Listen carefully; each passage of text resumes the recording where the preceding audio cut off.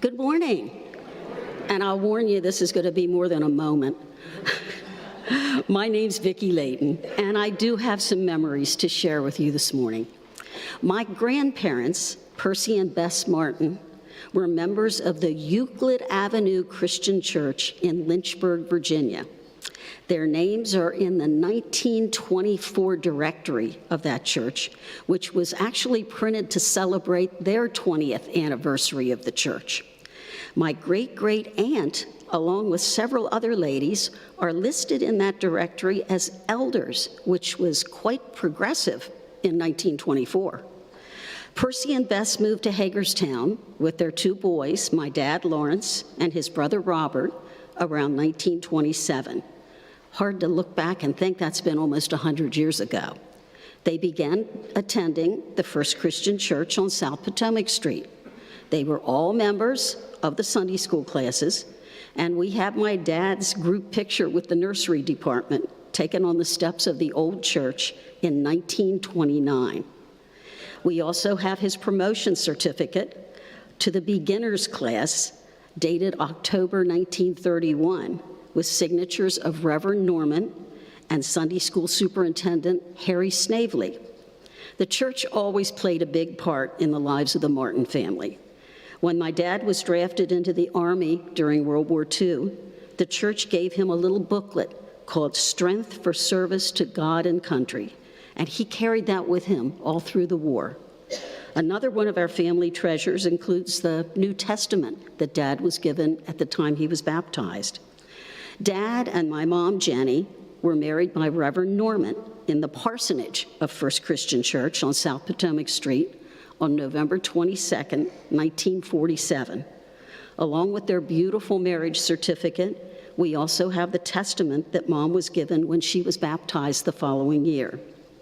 Now, I was very young when I attended the old church, but I do remember walking up the steps to go into the sanctuary.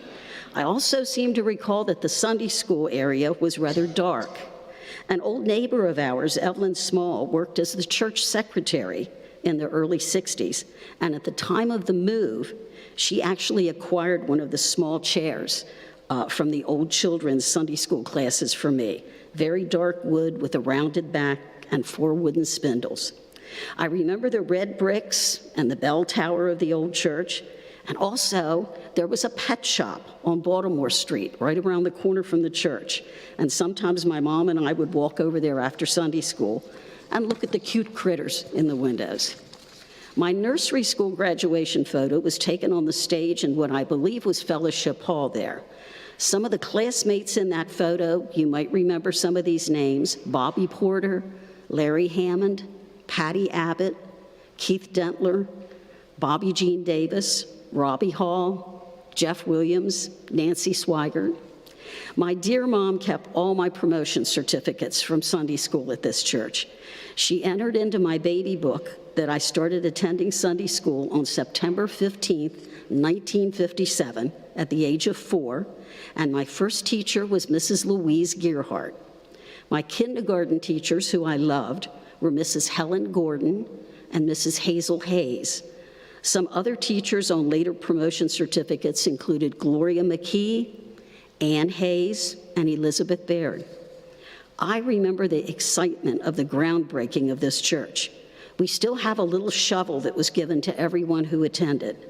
We have some photos from that service, and a favorite photo from that year is one that my dad took of me standing next to the steeple right out here by the steps before it was put on the roof. When we moved to the church in the summer of 1961, I had just gotten out of 3rd grade, and our classroom, which was called the Primary Junior Department for 3rd and 4th grades, was the first room on the right as you come in from the parking lot, which is where the Northern Cross Preschool is currently located. Mrs. Myrtle Klein was one of the teachers, and she greeted each child with a hug when they came into the classroom on Sunday morning and called all of us girls her sweeties. That room was also where our junior choir rehearsals were held.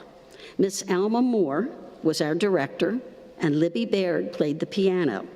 The junior choir at that time included a variety of ages, from 3rd grade the whole way through high school. I have a photo of the choir taken right on these steps here when I was in the 4th grade, and there were 39 of us in that choir. There was great excitement when we got new choir robes. The previous robes were black bottoms with white tops. The new robes had white tops with detachable red collars and red bottoms, which went beautifully with the red carpet and the red hymnals that we used at that time. Teresa Bowman was in my Sunday school class and was also a member of the choir. We're still friends. Her grandmother, Mrs. Ruth Bowman, along with several other ladies in the church, spent many, many hours making those robes. The choir room, where the robes were kept, there were all kinds of cabinets down there, and that was where we got ready before church. It was actually at the bottom of the steps on the left before you go into Fellowship Hall. Our choir mothers included my mom, Helen Hamburg, and Martha Nye. Those choir mothers took care of getting us into our robes before the service, and my mom always recalled one of the little girls who regularly came in late, and how she and the other mothers were sometimes still pulling off her hat and gloves as we lined up for the procession. One of the things that thrilled me the most about this new church were these incredible stained glass windows. I recall my friend Evelyn Mershon and me getting into trouble with Miss Virginia Keller. I don't know how many of you remember Virginia Keller. One Sunday morning, we came in here to look at the windows before Sunday school. She thought we were playing hooky. We weren't. We were just two little girls fascinated with the windows and the wonderful story they told. One Sunday we were in here and we went to Dr. Hogewall after church and asked him what the INRI meant on the crucifixion window. We couldn't wait to get back to our Sunday school class and tell everyone that INRI meant Jesus of Nazareth, King of the Jews. In the early years that I was in the junior choir, the church had a late service on Christmas Eve. The choirs lined up on both sides of the church and carried battery-lit candles during the processional. I can still remember the excitement of walking into this darkened church, packed with people, and the apostle windows in the back were actually opened up to accommodate all the people that they had put extra chairs in after the pews in the sanctuary filled up. I was baptized right over here in April in 1965 by Reverend Reginald. Yeah, I still have my baptismal certificate and the New Testament that was presented to me that Easter Sunday. I have memories of Cairo and CYF, of Mrs. Ruth South, Mr. and Mrs. Claude Shank, Mrs. Doris Logan, Reverend Bob and Patsy Reginald, who spent, I'm sure, countless hours trying to make Sunday evenings fun for the youth of this church. My life has been touched by so many faithful Sunday school teachers, a few who even taught my dad. So many important things in my life have been a part of this church. My husband Merle and I were married here in 1977 by Dr. Hogewall. My dad's funeral was here in 2011, and my mom's in 2013.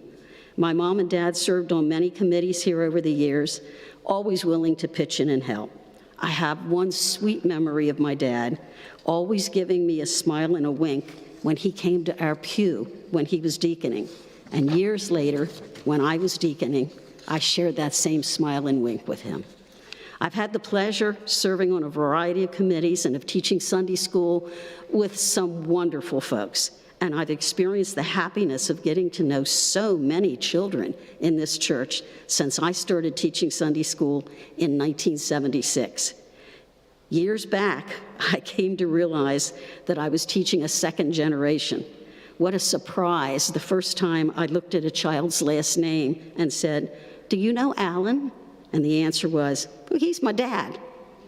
I also see two generations right down here in the front row in front of me who I taught. I am so blessed to have memories of the old church and fortunate to continue making memories in this new church. We, the committee, look forward to hearing from other members who remember the old church and our move here. Oh, and I still love these stained glass windows. Thanks.